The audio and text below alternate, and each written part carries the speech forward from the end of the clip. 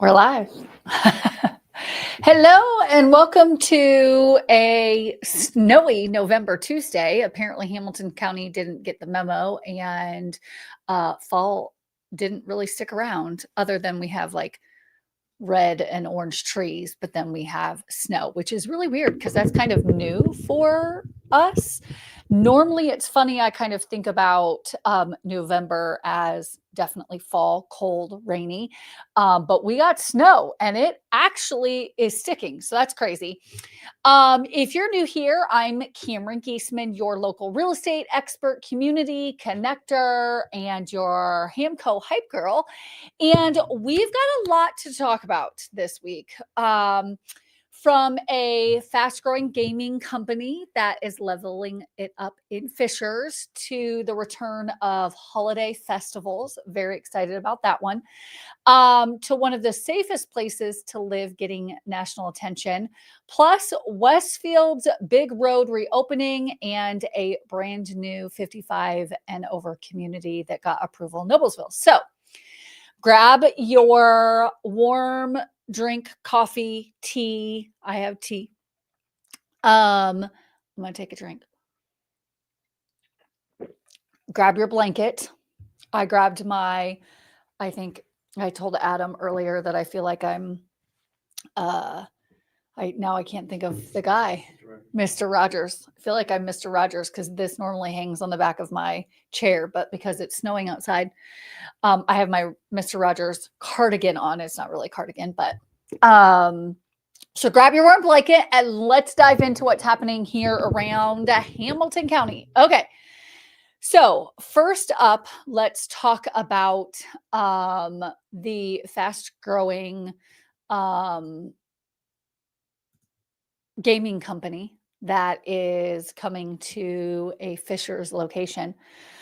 My kids are gaming kids, so whenever I see that, right, I'm always curious, what does that mean? Because gaming can mean so many different things. It can mean board games. It can be like gaming, like PlayStation, Xbox. It could be computer games, right? There's a lot of people who play online computer games. My brother-in-law is a big D&D fan. That can be considered gaming, right? And so this is not any of those things. Actually, this is a Canadian-based gaming and entertainment company that has drawn attention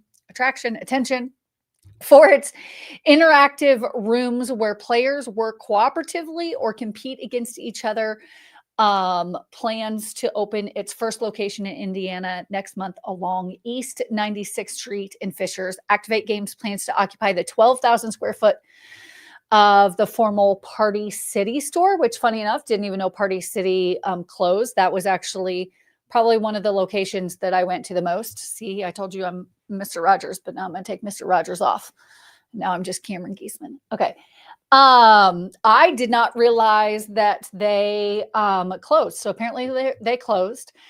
Party City stores closed nationwide. So poor Party City. It's funny because I used to always go to Party City after like Halloween or Christmas or Thanksgiving because they always had really great sales.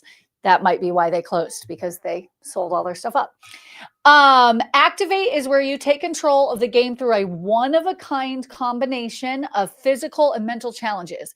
Activate co-owner Jason Thompson said in written remarks, "It's always exciting to bring this new way to play to new locations, especially when it's the first one in the state. We're confident that the Fishers community will embrace Activate."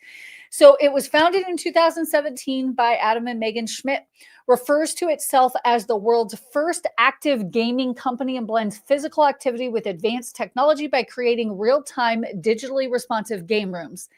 Activate has not announced a grand opening date for its Fishers location, but a spokesperson said it will open sometime next month. Activate in Fishers will employ about 25 people. That's amazing.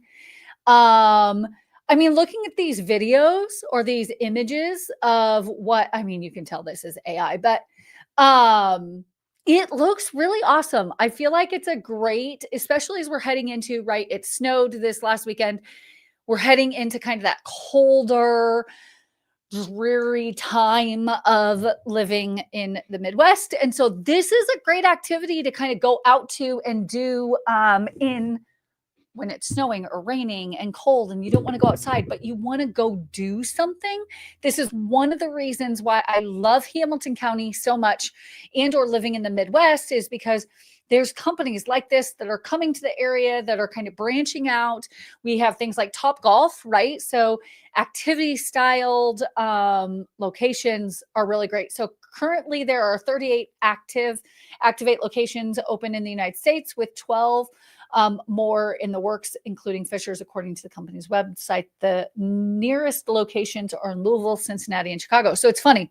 Louisville, Cincinnati, and Chicago. It's like they're all around us. And this happens a lot, you guys. It's funny because I always say in many of our videos, if you're new here, this is the first time you're hearing it, but I say all the time that Indiana is always behind. And so they say that's a Midwest thing, but honestly, it's funny because every city or cities around us tend to get things even before we do, which is so sad because I think Indiana is such a great location. I think, you know, the term we're the flyover state is very true, but we are getting a lot of buzz. You're going to see that in some of the stuff that I'm going to talk about today. Things like this, Hamilton County, and I talk about this a lot on our channel in general. Hamilton County is a diamond in the rough when it comes to the amount of stuff that is in one condensed area where you can drive. Yes, this is Fishers, but if you live in Carmel, Westfield, Noblesville, Lawrence, McCoursville, Fortville, it's like probably a 15 to 20 minute drive, which is so close. So super excited about this. I definitely am going to plan a trip with our boys so that they can just destroy Adam and I and beat us and feel really, really great about being there. So I just got a notification from our thing. Are you still there? I'm still here. Are you the only one here? You'll be redirected to the homepage in less than 2 minutes. Stay in the studio. I am still here, StreamYard. That was weird. Okay. So apparently when I'm the only one, it says scheduled. It says it's showtime. Go live. Do you have me live on yours? I'm going to go live again. Okay, now I'm back. I don't know where it dropped off. But I'm back. That was really weird. Thanks, StreamYard. It apparently thought that I was all by myself. Oh, so weird. Okay. Anyways, I'm going to take the kids. I think it's going to be a blast. I think that it is definitely an opportunity for them to prove that they're faster, smarter, quicker, and more talented than their mother. And I'm okay with that. I think they think it's more funny, but I've come to the realization that my body just doesn't move the way it used to. But I'm game. I'll go and play. So, okay. Next topic is the holiday festivals. So some other free things and or things to do. Not all are always free, but here's 18 free holiday festivals in Indianapolis. It is one of the reasons, again, why I like Hamilton County, is because there's so much to do. This is a great website, by the way, Indy's Child. It is focused around children, but if you don't have kids or you have friends that are visiting and they have kids, honestly, these aren't just technically kid festivals, but I love Indy's Child because they always do a great job of kind of giving all of the activities that are going on. So Christmas in Pendleton, this is actually a really great one. It's a really small town, just kind of northeast of Indy.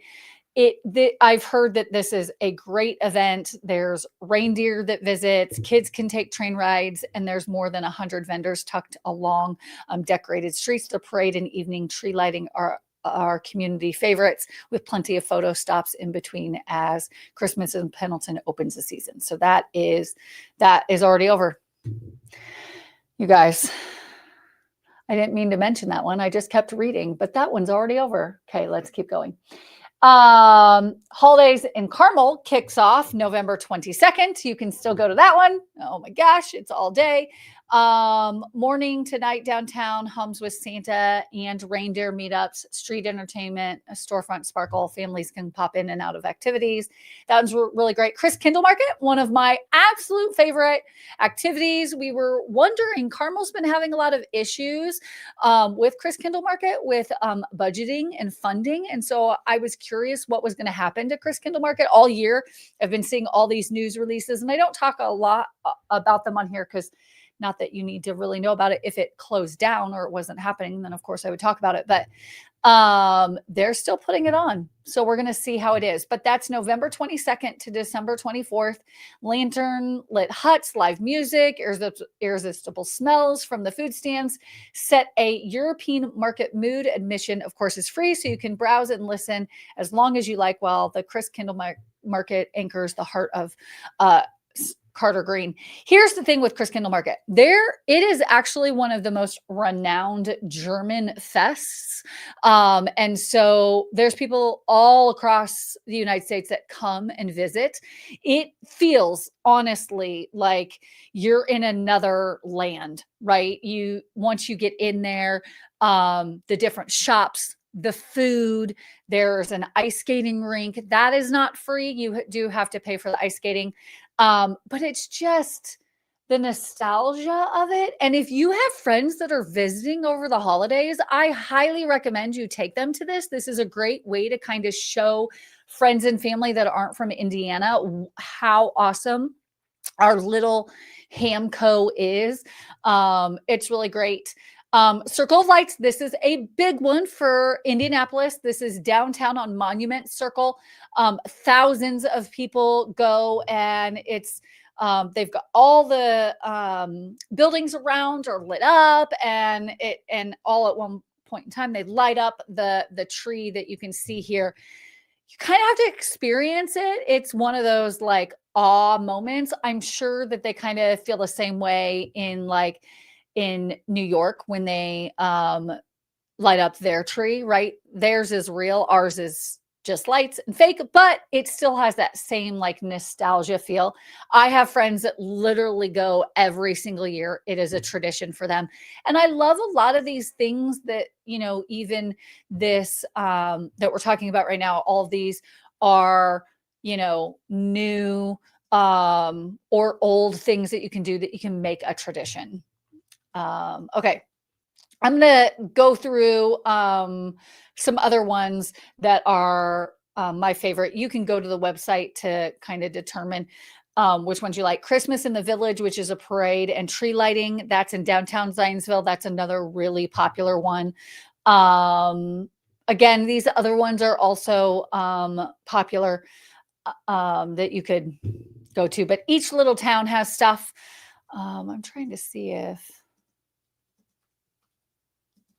Oh, the Broad Ripple Lights Up Holiday Festival. Again, there's all the different festivals. So Chris Kindle Market's probably the biggest, and then the Indianapolis one is great. You can kind of go through if you're close to any of these locations, then you can go, right? Because they're all over. It just depends on what you feel is your favorite. And sorry, I totally led you to believe that you could still go to Pendleton. No, Pendleton goes early. For some reason, I thought that was later, but they hit Halloween and went right into Christmas. So some of the others you have to wait until after Thanksgiving. So fun times, fun festivals to go to. Check them out. See if there's any that you like. There's also some others that aren't on here that you can look up as well. Okay. So next up, I'm going to skip that because I wanted to go to... Was it that one? Yes. Okay. So safest places to live in Indiana. So we have the festivals, we have the gaming stuff that's going on. And typically when you have all these activities and things for people to go and do, it garners being in one of the safest areas. And so crime rates can be one of the deciding factors of where families settle down based on the city's murder and property crime rates per 100,000 people determined by FBI crime reports. These are the safest places to live in the United States among the 859 cities analyzed in this year's rankings. For more information, which we'll go to that on what their methodology is. But we got ranked number 6. So Fishers, Indiana has a population they're indicating of 105,031 people, average commute 24 minutes, median price 406, which we'll get to that because I always talk about stats. If you are kind of a data person, I'm a data nerd, stay closer to the end because I'll go through all the data and everything. Median monthly rent, this has actually been going down, which is great. So it's 1404, and then a median household income is 134. I actually think that's a little low, I will say. So it depends on what that looks like. And then Carmel got number 7. So 2 cities in Hamilton County were ranked in the safest places to live. You can kind of see, I wish I could remove that section. Can I? Nope. Okay. You can kind of see the difference. Carmel's values higher, commutes about the same, rent is pretty close, and then median price is a little bit higher in Carmel. 7 overall score, 6.9 overall score. And it can kind of show you what the differences is. But I wanted to show you what their methodology is, because I think that really plays into it. So they rank, so the new U.S. News and World Report Best Places to Live rankings help readers make the most informed decision when choosing whether to settle down. Cities in the rankings are evaluated using data from Applied Geographic Solutions, or AGS, and U.S. News own internal resources. AGS develops its core database and specialized indexes from both private and government sources, including the U.S. Census Bureau, Department of Commerce, and Federal Reserve, and the Bureau for Economic Analysis, as well as the state and local sources.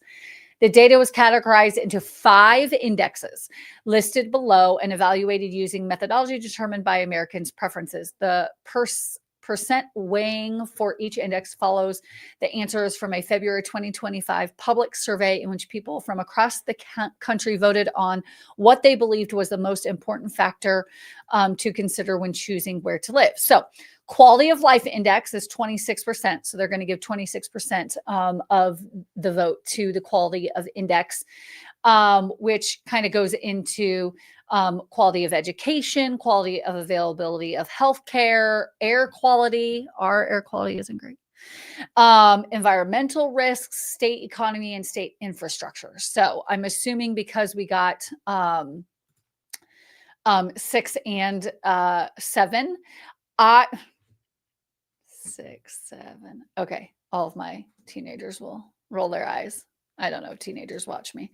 Anyways, they're not buying houses. I don't think Indiana, I saw Fishers, and there we go. Noblesville's number 24. I didn't go further. I saw 6, 7 and didn't go any further down into the list to see who else was on there, but Noblesville got 24. And then let's see. Yeah. So of 25, 3 in Hamilton County got safest places to live. I don't know of any other real places where you're going to have 3 cities. I don't know how close Palatine and Naperville. We compete with Naperville a lot. They're just way more expensive than ours. You can kind of see that theirs is showing as $497, which honestly is compared to Fishers, it's 90,000, and compared to Carmel, it's about 50,000 more. Again, Buffalo, Grove, Illinois. I will say it's interesting because Illinois is on here quite a bit, but I will tell you taxes in Illinois are considerably higher. So that's the only thing that I think when we get people who are calling or considering the Indianapolis or surrounding areas, they find that we're just way cheaper when it comes to overall costs and taxes. So let's go back to this. Then they value index is 25%. So housing affordability, cost of living index. So that probably plays into definitely the aspect of Hamilton County, because we, for the most part, nationally are affordable. Desirability index is 25%. So crime rates, weather, temperateness,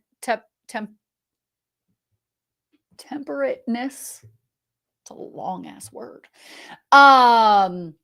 Cultural leisure index and commuter index. Commuter, I will say, is huge because the commute, at least here in Hamilton County, we have straight roads. We don't have hills or lakes to go around, so that helps. Weather, I would say that ultimately right now it's not the best because it snowed way too early. Job index, so unemployment rate, meaning household income, net migration. We're going to talk about migration here a little bit as well. And then how did they do the math? So they kind of calculate everything out. So it was really interesting. If you, of course, want to know more, we'll link this article. But I found it very interesting because, again, for us to have 3 cities within the top 25 of the let's just call it 900 cities that they looked at, right? Um, that's crazy. That is a lot of houses or a lot of houses, a lot of areas to really consider and look at. And we 3 are in one county. So, anyways, found that very interesting. And I do think, people ask us, are you a safe area, right? I try to answer that the best way that I can because it all is a variable dependent on what you've come from, right? There are parts of downtown Indianapolis that some people would think are not safe at all, and others would be like, this is so safe compared to what potentially they are coming from. So, anyways, thought that was really great information.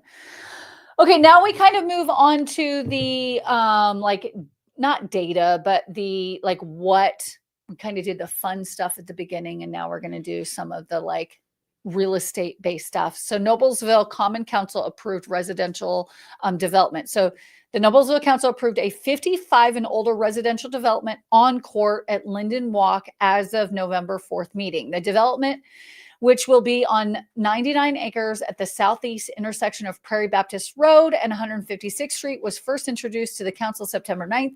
It received a unanimous favorable recommendation October 27th from the Noblesville Plan Commission. So you can kind of see where this is located. This is Prairie Baptist, and it's, a large area. It's kind of nice to see some woods. Hopefully they'll keep those woods and just put houses around it so that we're not tearing down the trees. On Court Linden Walk, which will have 210 lots, will be the first of David Weekley Encore 55 and older neighborhoods in Indiana. It will have a centralized amenity area with a clubhouse, green space, and outdoor amenities like a swimming pool, sports courts, and trails. The HOA will provide maintenance of landscaping, lawns, common areas, and open spaces. And then it'll include 25 different home elevations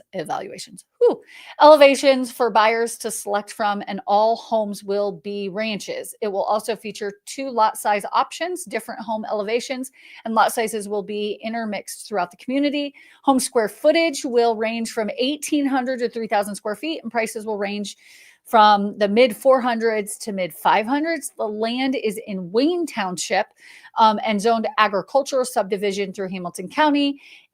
With the city of Noblesville having zoning jurisdiction. With the approval, the land is being annexed into the city of Noblesville because it is contiguous to the Gatewood development that was annexed by the city earlier this year. So here's what I love about this. Ultimately, everybody knows that the baby boomers is a big group of a generation, right? And so all those baby boomers are getting to the point where they've been empty nesters for a long time and they're wanting to downsize and they're not wanting to take care of their yards and their land. My parents that's exactly who my parents are. Last year, they had a 2-story with a basement. My mom had fallen multiple times and it was just becoming too difficult for them. So they wanted to move to a location. Funny enough, they did not move to a 55 and over community. I think 55 and over communities sound amazing because at least the ones that we currently have in the area are really developed, and there's groups and clubs and everybody gets together and you kind of find your people within the neighborhoods, and it keeps you kind of active. And so we need more of these because we really don't have that many. And so ranches tend to go fairly quickly, even within communities, as long as they're, maintained well and priced right. Ultimately that's a big part of it. But I think that having something like this, I also love David Weekley. We've actually done some home tours. I'm excited to potentially show these. I have a lot of clients where it's their parents that are moving to these properties, right? Or it's someone like me that in, 10 years doesn't want to have to maintain all of the house, right? And just wants something that is easier to maintain and is around a bunch of other ranches. So, anyways, you know how much I love ranches. I'm secretively very lazy and don't like stairs.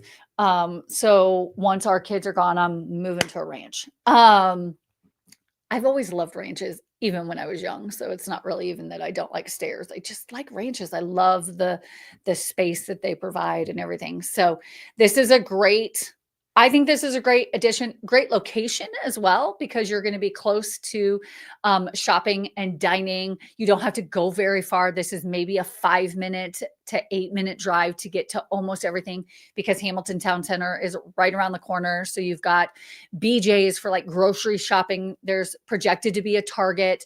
There is the outdoor mall. You've got tons of dining, fast food, fast casual, and then even sit down dining. And so you're close to everything. And you're pretty close to even jumping on 69 to be able to, if you need to go north, if you have family in Michigan, or if you want to go south to head to Indianapolis. From here to downtown Indianapolis is probably going to be a 25 to 30 minute drive. So I am for this. I think this is really great. And I think it's just, we need more of these. Honestly, some people are going to complain that we're building too much and we're taking over all of the land. It's just going to happen. And some of the older homes are on, at least the ranch homes are on more land, and a lot of people don't want to maintain that land. So okay, I squeezed this in. I know I didn't kind of talk about it, but I always love a good story about a family who is taking a property and just kind of breathing life back into it. And so I just wanted to share this fun little story about a Carmel family that's restoring a pre-Civil War home once marked for destruction. So in a city where so much is new, Matt and Aaron Uber transport themselves into the past by walking down a hill, through the woods, and across a stream to their backyard. That's where they are restoring Carmel's second oldest home, the Wilkinson Hull House, built in 1834 as a log cabin and expanded in 1853 with a brick 2-story Greek Revival style addition on the northeast corner of the modern day intersection of Keystone Parkway and East 136th Street. So this is a really interesting story. So they purchased the house and about 2 acres of surrounding property in September of 24 for about $50,000 from the Indiana Landmarks.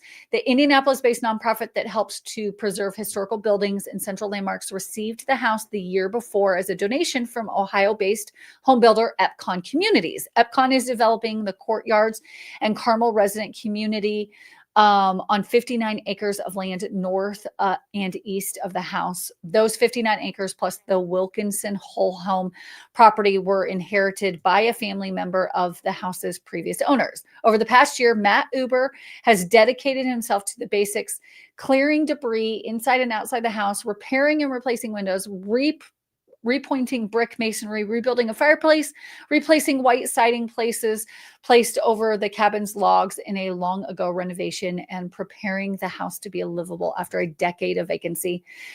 So this winter, they're going to be adding some stuff. And he goes on to say he considers the process of learning about 19th century building material as one of the most fascinating aspects of the project. Bricks were likely created from clay, dug from the home site, while nails would have been crafted by a local blacksmith. An exposed beam in the log cabin has a marking of the Wilkinson Lumber Co. So it goes on and talks about all sorts of stuff and gives kind of like preserving history and what that looks like. And then it was a property that was down from their original home. And it's just a fun story. And I loved the picture. So I kind of wanted to show you that. One of my favorite coffee shops is Schoolhouse 7. It's one of the older houses that was also in Fishers, and it's kind of nostalgic and has that same feel of what Schoolhouse 7 did, which is they kind of took the current building, restored it, and you have, the brick and the foundation is there, but then to kind of bring it back to life, they even mentioned here in the picture that they had to have a structural engineer inspect, assure him that the house is strong, given the way they built this. There's nothing more sound, and that's why it's survived nearly 200 years. Here's the thing, you guys, our houses are not built like this anymore. And so it's so neat to kind of see something like this come back to life. And I love when local people decide to still keep that history and bring it back, because I'm going to tell you right now, this is not a cheap endeavor. Doing something like this is honestly very expensive and takes a lot of time and tweaking and making sure that you're still keeping the integrity of the building. So I'm going to keep track of this just because I want to kind of see how it transpires and see how it comes to fruition and everything. So you can kind of go and look at this article if you want through the IBJ. But that's just kind of like I love good-hearted stories like this. So I wanted to share it with you because I just thought it was really cool. Okay. Moving on to the second half of our kind of show, so to speak. I kind of block it off into two sections. Again, if you're new here, the first part is kind of like what's coming, what's happening. The second part is kind of data and showing you houses, which I think if anybody's considering moving, the data is actually what I think is more important than all the fluff and the fancy stuff, but not everybody wants to listen to data. So I get it. Big news on the Westfield front.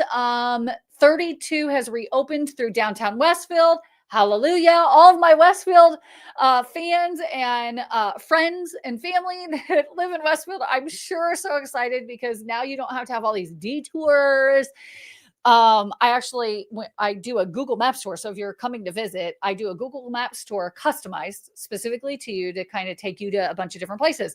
And I love taking people to Westfield, but man, the last 6 months have been tough when I've sent tours, because I've had to kind of tell them like, okay, you're going to go here, but then you're going to have to go around here and it's going to be annoying, but just know that Westfield's going to be amazing. So months of detours and barricades have come to an end in Westfield. The city of Westfield will help with help from downtown business owners, officially reopened Indiana 32 through downtown October 28th. The road between the Poplar Street roundabout and the Union Street closed in April as the city and INDOT began the reconstruction project of the main thoroughfare through downtown. It goes on to say that they had, homeowners and business owners come, and it was kind of a celebration because this is really big. They've been really working at widening the street, having it be more accessible and keep the flow going. If you are from here, you would know that it literally was one stop and it was one-way traffic both ways. And it just, when it got busy, it was awful. Plus they've also done the Grand Junction. And so that's a place where everybody can go, and it's kind of like the downtown Westfield now. So identifying kind of that area as the downtown Westfield, because Westfield, unfortunately, until now, really didn't have a designated downtown like, say, Carmel and Fishers and Noblesville had, Noblesville being the oldest. That now it's got a designated area. There's grass and playgrounds, and there's during the wintertime, there's a ice skating rink, and there's now a lot of the shops, the restaurants and shopping are going to, be open, and you can experience those. So it's really exciting. It's just one of those where you're like, finally, yay. Oh. So I saw that it's been open for a little bit. So some of you have already probably been driving on the streets, but it was definitely touch and go there all summer trying to get around there. So exciting there. I want to kind of transition to, we talked about that 55 and older community, right? And downsizing, what they're finding, there's just a huge rush of people that are wanting to downsize. And that's where that 55 and older community comes into play. Well, Storage Cafe just put out a survey and or results on how much you could save by downsizing your home. There are a lot of people, and I even talk with a lot of clients that are hesitant to downsize, partially because interest rates or how much equity they have in their home, or not knowing if it's going to be a benefit for them. And so downsizing from a 4-bedroom to a 2-bedroom home frees up an average of $200,000 in net gains, the equivalent of about 55% of the cost of a typical U.S. home. 13 of the top 20 cities for downsizing gains are in the South, where rising property values make trading down especially rewarding. It talks about California and Texas and all of that. And although if you want to know that information, you can go to this page, but I wanted to show you Indianapolis. So on this document, downsizing gains, they are showing Fort Wayne, but I wanted to kind of show you, they've got this really great diagram that can kind of show you if your origin city is Indianapolis and you're moving to. So we're going to start there. So if you're downsizing from Indianapolis to Detroit, Toledo, Cleveland, or Memphis, you're getting a huge difference, right? Downsizing gains of 278,000 to 278% down to 144%. And it kind of shows you, like, if you are wanting to move to Michigan, which my mother-in-law would absolutely love,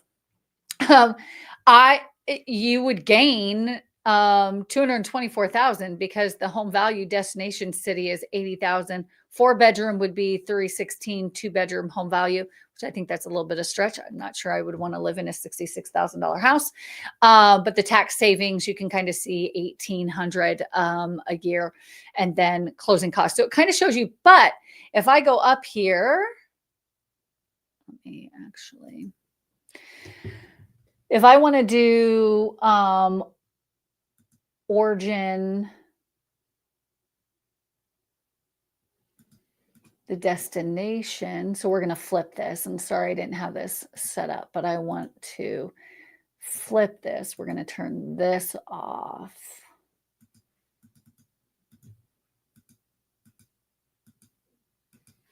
And we're going to turn this off. Oh.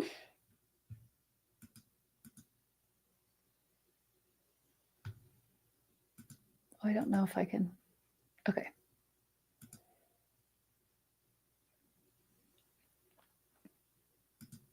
Oh, I can't click all. You guys, I thought I could click all.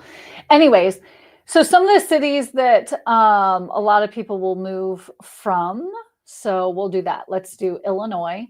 So like Illinois to Indianapolis, there's a gain you can see of 110. If you do California, that's another one that we get a lot of people from. So look at this. There's a good example. So if I switch this, you can see here, if you're moving from Irvine, California, and you're moving to Indianapolis, is 778. Now here, we're getting a lot of people coming from California. So this is one of the reasons why I wanted to show you this is, I mean, if you're moving from pretty much anywhere in California and you move to Indiana, you're saving upwards of anywhere from 2 million all the way down to, $464,000. So this was really interesting. You can play around with it because there's some other places. Florida is one that, funny enough, we do actually get quite a few people from. So if you're moving from Miami, St. Petersburg, Tampa, Orlando, Jacksonville, it's actually less. So you wouldn't actually see some benefits there, but anywhere from 249% to 127%. So you can see Indiana is, for the most part, really affordable, right? And so that's where it's one of those things where you can see some huge advantages by downsizing. And so for those that are considering it, if you have family here, you can see that it's a great advantage to be able to move. So let's kind of move into the data aspect of things, because I like to always show you from month to month where the market is moving, because there's a lot of misinformation. Okay, I guess I shouldn't say misinformation. There's a lot of information out there that is on the news or that you'll see on your social media that is talking about how the market is, how things are moving. And those mostly are done by national numbers. They're not local numbers. And so I think that it's good to know what local numbers look like. So if we start here with just Hamilton or Indiana, I need to go here. Indianapolis and all the surrounding areas, right? So that's a big area. Everything that is on that map behind me is included. So you've got 308,000 for the median price, which is actually up 0.3%. But let's be honest, 0.3%, I consider that it's leveling out, right? And you can kind of see that here by the last 3 months, because that was September and October, and then even August, isn't too far off. Closed sales is up 2.9% at 2,972. Average days on market, 24, which up is actually a negative. But it means that the market is slowing down. And then we're hitting that 2.5 month monthly supply. So that's something to keep in mind. This always happens in the wintertime. This isn't new news. This isn't something where this is surprising. It always slows down during the winter months, partially because people don't really want to move when it's snowing outside. I actually think it's one of the best times to move. In my personal opinion, I think you get a seller that is a little bit more motivated. And from a seller's perspective, you usually have a buyer that's more motivated because they have to move versus want to move. And so I don't hesitate listing during those times, because I think that if you can grab the right buyer, it's a phenomenal time. And there's a lot of intricacies to that if you have questions, if you have questions about what that looks like and some of those advantages that it is, and it's on a house by house basis. I had a conversation with a client the other day. I pretty much told her it's not a good time because for her house, it's not great. She has a pool, she has land. Not that it's not a bad time to list, but with what she has and having the pool be locked down and all that, it's not ideal, and she doesn't have to move right now. So from that aspect, I told her, actually, let's wait. So if you have questions, let me know. Let's go through your specific situation so that I can kind of guide you accordingly. So that's Hamilton County, or all of Indianapolis. I also then always like to look at Hamilton County. This channel is mostly about Hamilton County, even though I sell in all the other areas, north, south, east, west. We sell in everything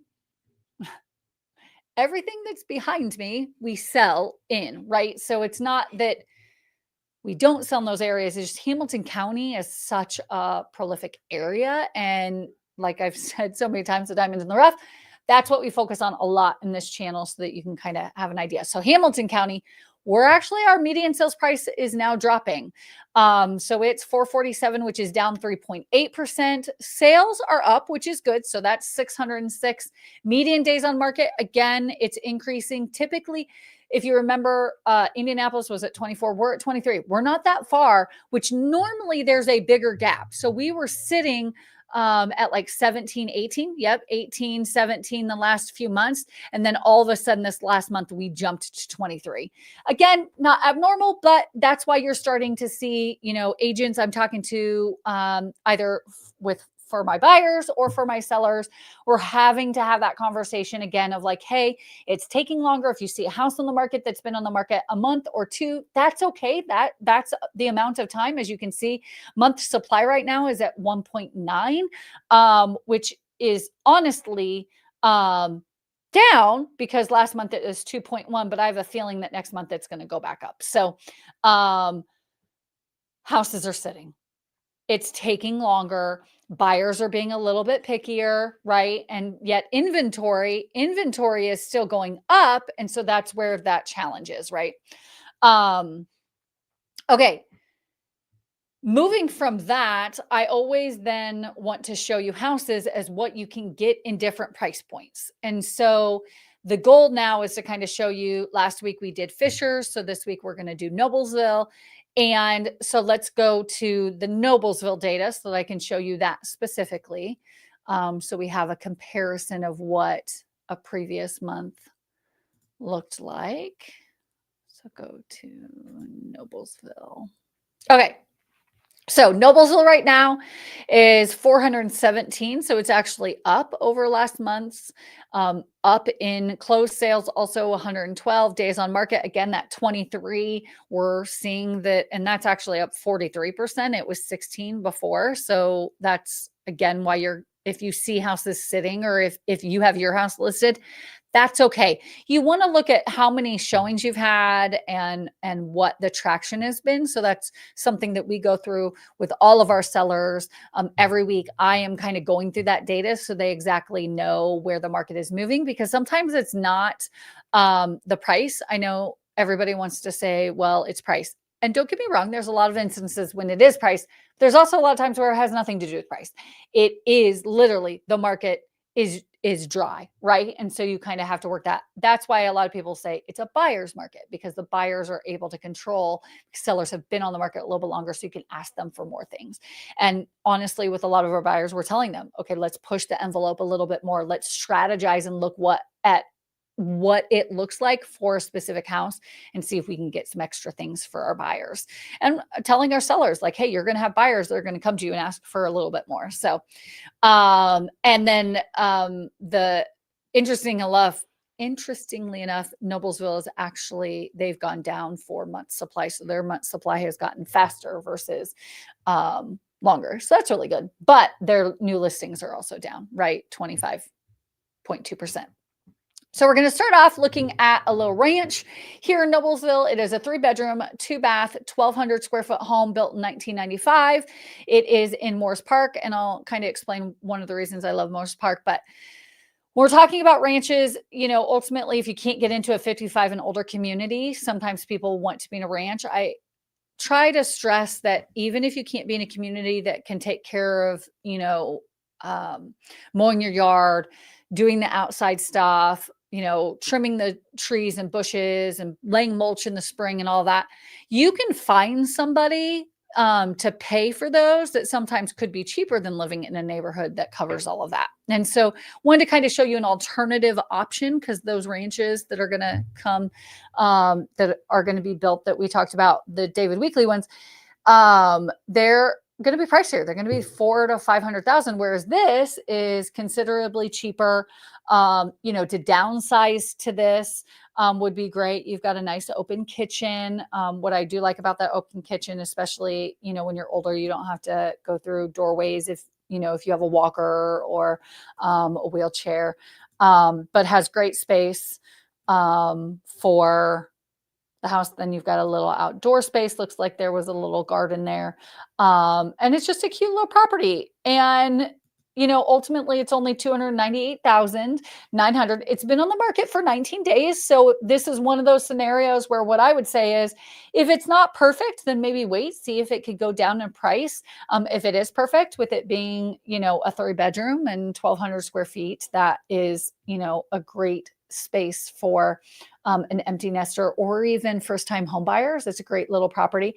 I'm going to zoom out here because one of the reasons I absolutely love this community is it is right by Morris Park and Morris Reservoir.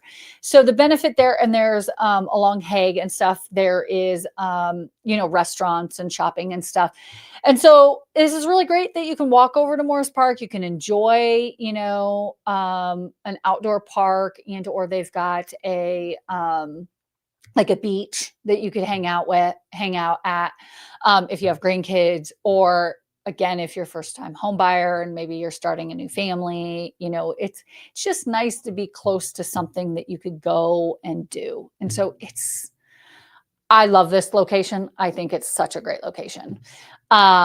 Next up on our list is 4946. I don't even know how to say Reeve. We're just going to go with that. 4-bedroom, full 2.5 bathrooms, 4,200 square feet, built in 2025. This is such a great property. I actually toured this, and I'm curious if so on our channel, we've been posting more new construction home tours, homes where you could either build it or you could buy it as a spec. We're trying to give more options to clients so that you have something to be able to consider. And that's what this is. This is a new construction Drees home. Love Drees. They build a beautiful product. I guess I could flip through the picture. Sorry. And it looks like they're still finishing up this, but look at that fireplace, a beautiful stone fireplace that goes all the way up the wall. They have really impressed me with the selections that they're putting in their spec homes. Spec homes are always questionable because sometimes some local builders will kind of like keep it pretty thin and not do very many upgrades.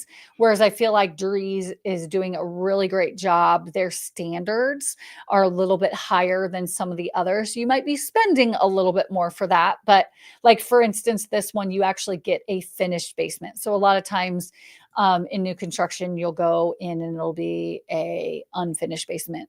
This is a walkout basement, which is really great. We don't have very many walkout basement styled communities just because we don't have very many hills and stuff. And so to be able to have a walkout basement is huge. We've had a couple clients who really like that from where they're moving from in areas where there's a lot more hills or mountains. There is that advantage. This has also been on the market for 75 days. So that's a great opportunity to potentially go in there and negotiate either buy down of a rate or even just getting the price down. So that's a huge advantage. We'll put a link. And then I work with Drees quite a bit. And so if you have questions or you want to explore what that looks like, we can negotiate those things for you and get you into something like this pretty nicely, so to speak, because there's room for negotiating. Okay. This, I wanted to show you location. So this is 32. This is what opened up in downtown Westfield. 32 and 38. There's a lot of, again, shopping and like coffee shops and dining. 32 has quite a bit more than 38, but it is a quick jump over essentially to Forest Park and downtown Noblesville. This is probably a 8 to 10 minute drive, which isn't bad. And then if you like Noblesville, but let's say you want to be more on the Westfield side and or be able to jump up, let's say to Kokomo or Lafayette, this is a great location because you can go straight, see how that goes all the way to Lafayette, and this goes up to Kokomo. So if you are wanting to be in Indianapolis, but say you work in one of the outer cities, like Kokomo or Lafayette, you're, a 30-minute drive probably to each of those locations. So it's a great location, honestly. But yet you're still close to the hub of everything, right? Of being able to utilize those like free activities that we talk about a lot. So, okay. Last but not least, because we're coming down to the wire here, is the last house, 20170 Starlight Court. It is a 6-bedroom, 7 full, 2 half bath, 12,700-ish square feet home built in 2006. So something that we hear all the time is there high end in Noblesville? Noblesville doesn't have neighborhoods as much like Carmel or Westfield or Fishers that are kind of those estate neighborhoods where you have houses that are in that, $2, $3, $4 million range. So this currently is sitting at the most expensive home that is listed in Noblesville. And I wanted to show you that you can have a high-end home in the Noblesville area. So I thought this was really cute. A great waterfall, beautiful inside. That stairway is stunning. Windows, full windows all the way up to the top. That's going to bring in a ton of natural light. Hidden door. Don't know where the hidden door goes to, but potentially maybe that it goes into that office. I don't know if this is where, again, I'm going to say that if you're getting ready to list your house, ask your agent to make sure to put that they put descriptions on each picture. It's one of my biggest pet peeves because it would be nice to know, like, does that door go to this room? Little things like that. Beautiful open kitchen. What I also will say about this house is there is still room to be able to change some things and modify it, update it, and or give it to your own, I can't think of the word, own, like, personality, I guess. If you don't like kind of the traditional, right, style, because there's a lot that is traditional about this house. You could go in there and take down some of the trim or molding and change it up to be kind of your style. You could even with the floors, like if you don't like the tile floor, you can actually, I've got a great contractor that can actually have these same floors and it would flow all the way through. Love the arch doorways. So that's actually coming back, funny enough. So that's in style. Love that fireplace. Look at that. Love that ornate feel. Primary bedroom. So there's actually quite a bit that is modern in here, but then also there's quite a bit that is a traditional feel. This looks like this was probably redone versus other. I feel like I've looked at this house multiple times now.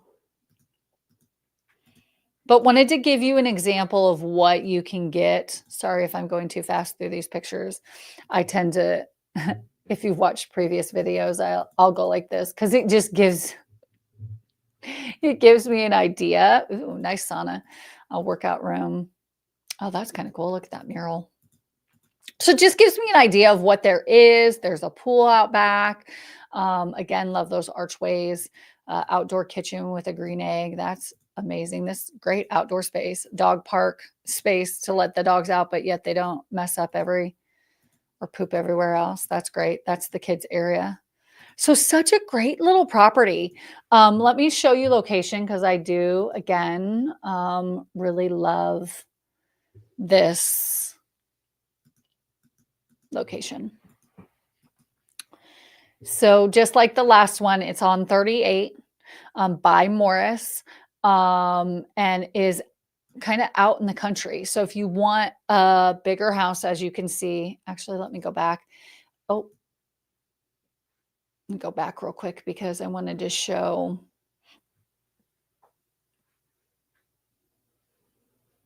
Let's see where it is.